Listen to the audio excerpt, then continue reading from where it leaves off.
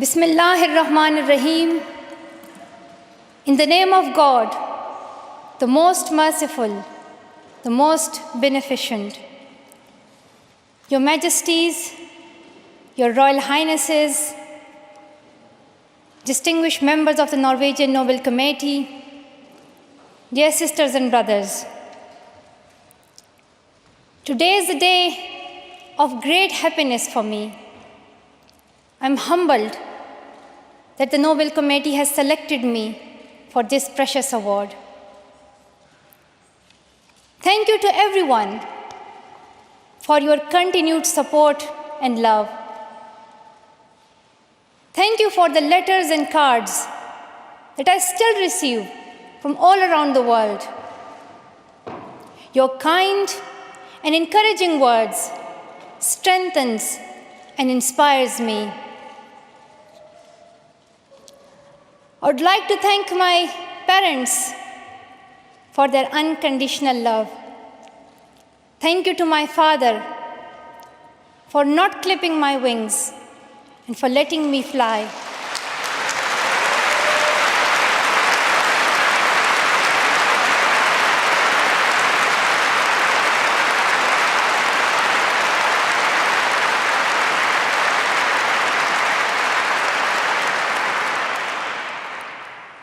Thank you to my mother for inspiring me to be patient and to always speak the truth, which we strongly believe is the true message of Islam. And also, thank you to all my wonderful teachers who inspired me to believe in myself and be brave. I'm proud. Well, in fact, I'm very proud to be the first Pashtun, the first Pakistani, and the youngest person to receive this award.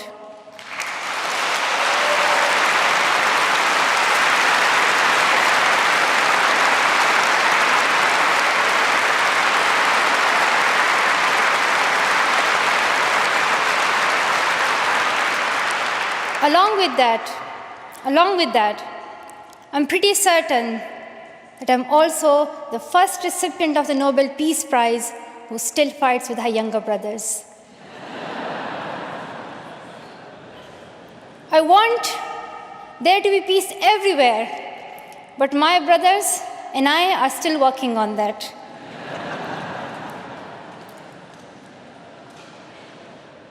I'm also honored to receive this award together with Kailash Satyarthi, who has been a champion for children's rights for a long time, twice as long, in fact, than I have been alive. I'm proud that we can work together. We can work together and show the world that an Indian and a Pakistani, they can work together and achieve their goals of children's rights.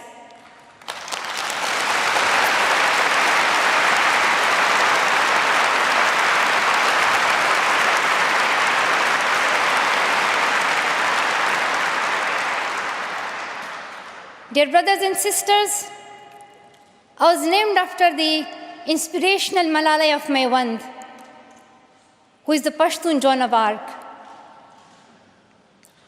The word MALALA means grief-stricken, sad. But in order to lend some happiness to it, my grandfather would always call me Malala, the happiest girl in the world. And today, I'm very happy that we are together fighting for an important cause. This award is not just for me. It is for those forgotten children who want education. It is for those frightened children who want peace. It is for those voiceless children who want change. I'm here to stand up for their rights, to raise their voice, It is not time to pity them. It is not time to pity them. It is time to take action. So it becomes the last time. The last time.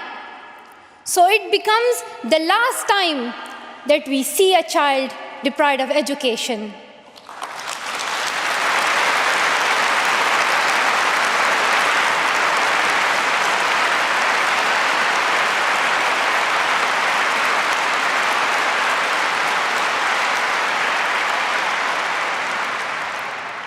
I have found that people describe me in many different ways. Some people call me the girl who was shot by the Taliban, and some the girl who fought for her rights. Some people call me a Nobel laureate now. However, my brothers still call me that annoying bossy sister. As far as I know, I'm just a committed and even stubborn person who wants to see every child getting quality education, who wants to see women having equal rights, and who wants peace in every corner of the world.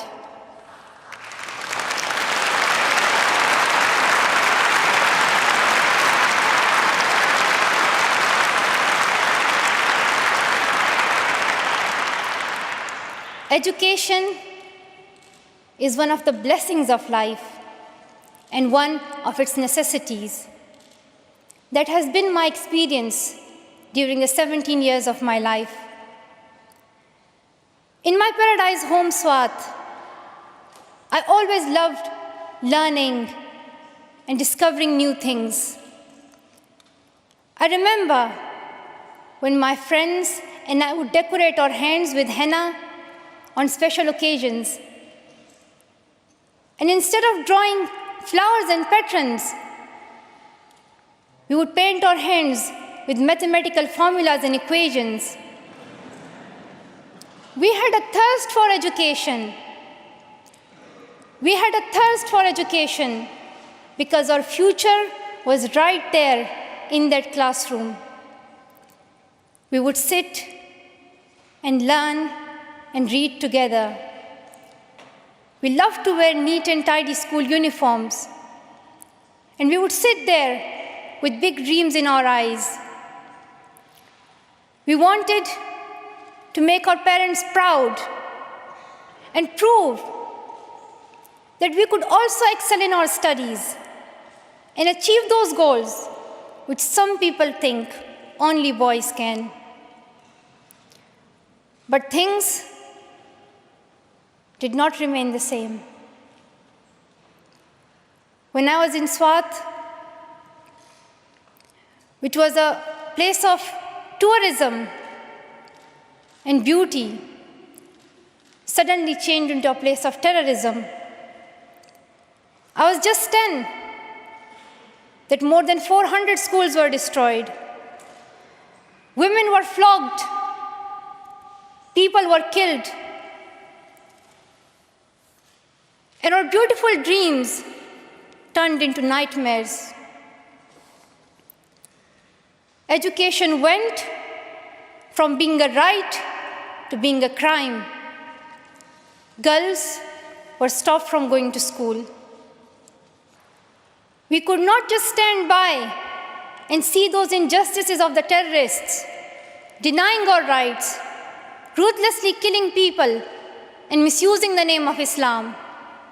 We decided to raise our voice and tell them,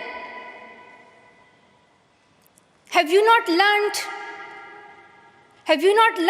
that in the Holy Quran Allah says, if you kill one person, it is as if you kill the whole humanity? Do you not know that Muhammad, peace be upon him, the Prophet of mercy, he says, do not harm yourself or others.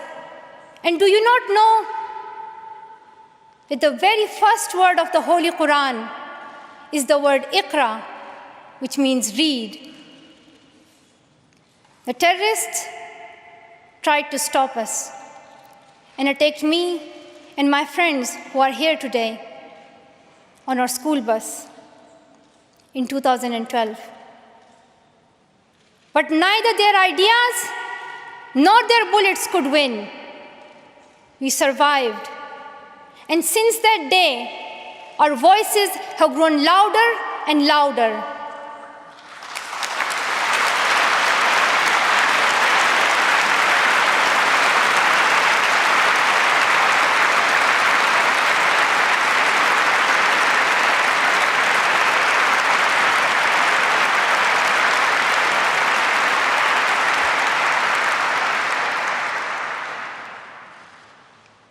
I tell my story, not because it is unique, but because it is not. It is the story of many girls. Today, I tell their stories too. I have brought with me some of my sisters from Pakistan, from Nigeria, and from Syria, who share this story. My brave sisters, Shazia and Kainat, who were also shot that day on our school bus. But they have not stopped learning. And my brave sister, Kainat Somro, who went through severe abuse and extreme violence. Even her brother was killed, but she did not succumb. Also my sisters here, whom I have met during my Malala Fund campaign. My 16-year-old courageous sister, Mozoon, from Syria, who now lives in Jordan as a refugee. And she goes from tent to tent, encouraging girls and boys to learn. And my sister, Amina, from the north of Nigeria, where Boko Haram threatens and stops girls and even kidnaps girls just for wanting to go to school. Though I appear as one girl, one person who is 5 foot 2 inches tall, if you include my high heels, it means I'm 5 foot only. I am not a lone voice. I'm not a lone voice. I am many. I am Malala, but I'm also Shazia. I'm Kainat. I'm Kainat Somro. I am Mozoon. I am Amina. I am those 66 million girls who are deprived of education. And today, I'm not raising my voice. It is the voice of those 66 million girls.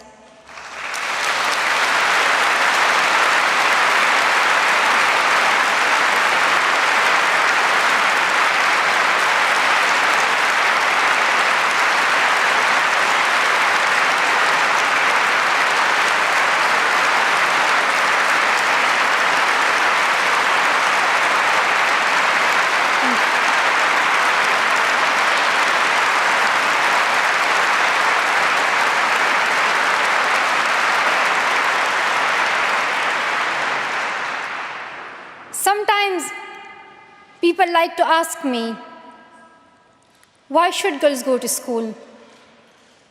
Why is it important for them? But I think the more important question is, why shouldn't they? Why shouldn't they have this right to go to school? Dear brothers and sisters, today, in half of the world, we see rapid progress and development. However, there are many countries where millions still suffer from the very old problems of war, poverty, and injustice. We still see conflicts in which innocent people lose their lives and children become orphans. We see many people becoming refugees in Syria, Gaza, and Iraq. In Afghanistan, we see families being killed in suicide attacks and bomb blasts.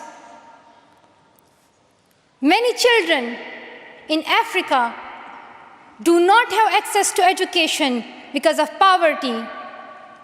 And as I said, we still see girls who have no freedom to go to school in the north of Nigeria.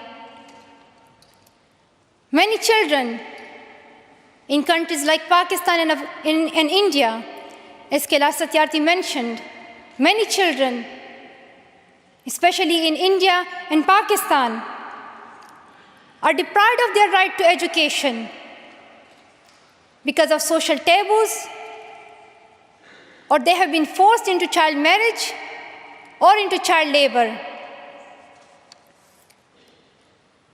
One of my very good school friends, the same age as me, who has always been bold and confident girl, dreamed of becoming a doctor. But her dream remained a dream. At the age of 12, she was forced to get married.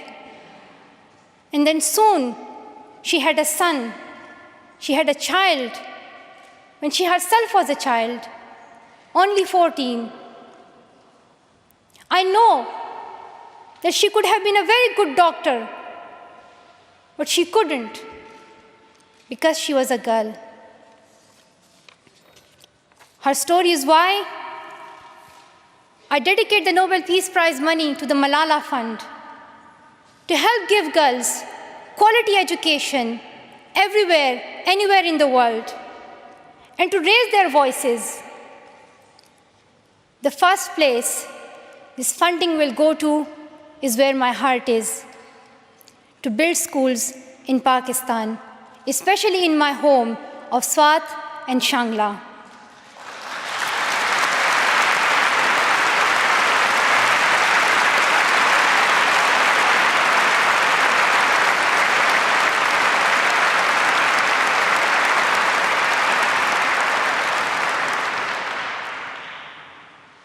In my own village, there is still no secondary school for girls. And it is my wish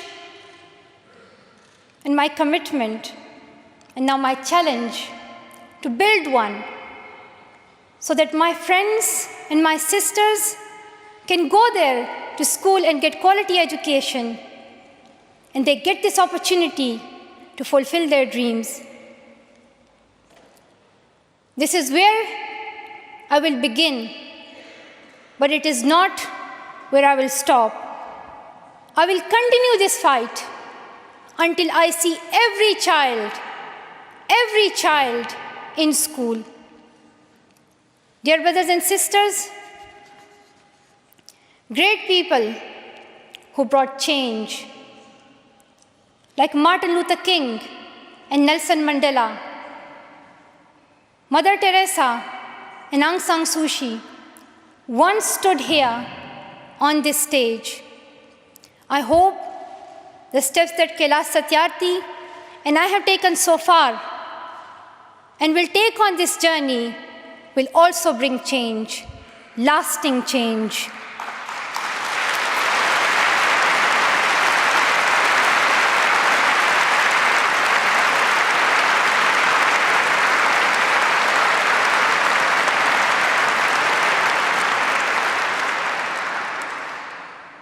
My great hope is that this will be the last time. This will be the last time we must fight for education. Let's solve this once and for all. We have already taken many steps. Now it is time to take a leap. It is not time to tell the world leaders to realize how important education is. They already know it. Their own children are in good schools. Now it is time to call them to take action for the rest of the world's children.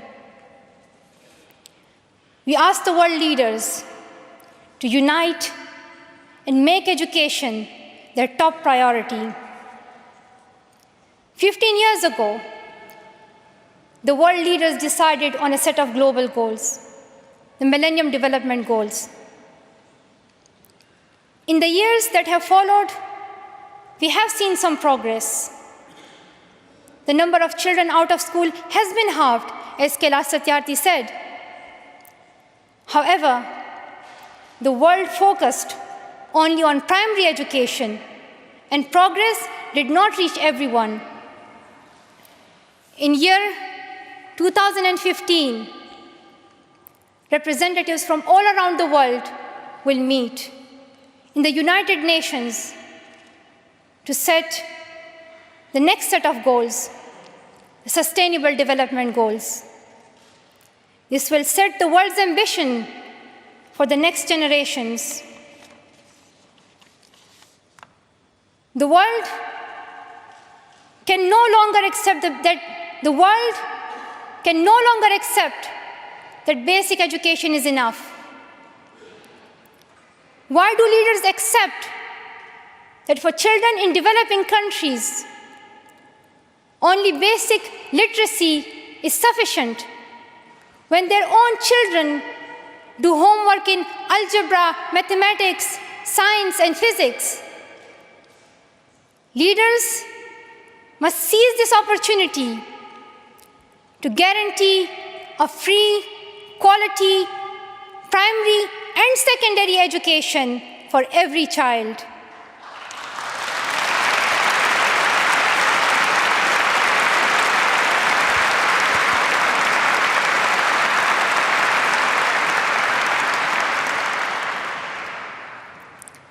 Some will say this is impractical, or too expensive, or too hard, or maybe even impossible.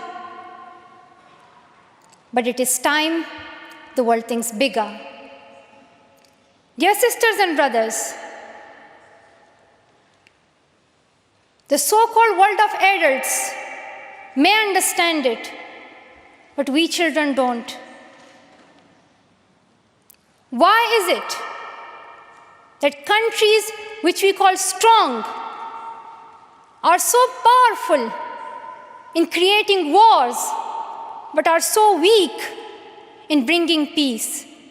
Why is it?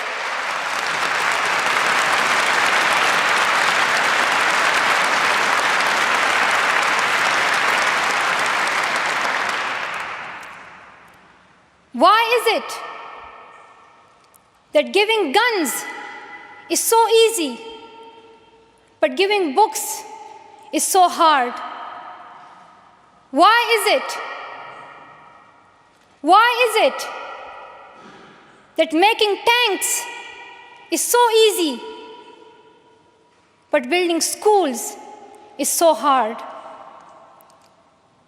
We are living in the modern age, and we believe that nothing is impossible. We have reached the moon 45 years ago, and maybe we'll soon land on Mars. Then, in this 21st century, we must be able to give every child quality education. Dear sisters and brothers, dear fellow children, we must work, not wait. Not just the politicians and the world leaders. We all need to contribute. Me, you, we. It is our duty. Let us become the first generation to decide to be the last. Let us become the first generation that decides to be the last, that sees empty classrooms, lost childhoods, and wasted potentials. Let this be the last time that a girl or a boy spends their childhood in a factory. Let this be the last time that a girl is forced into early child marriage. Let this be the last time that a child loses life in war. Let this be the last time that we see a child out of school. Let this end with us. Let's begin this ending together, today, right here, right now. Let's begin this ending now. Thank you so much. Thank you.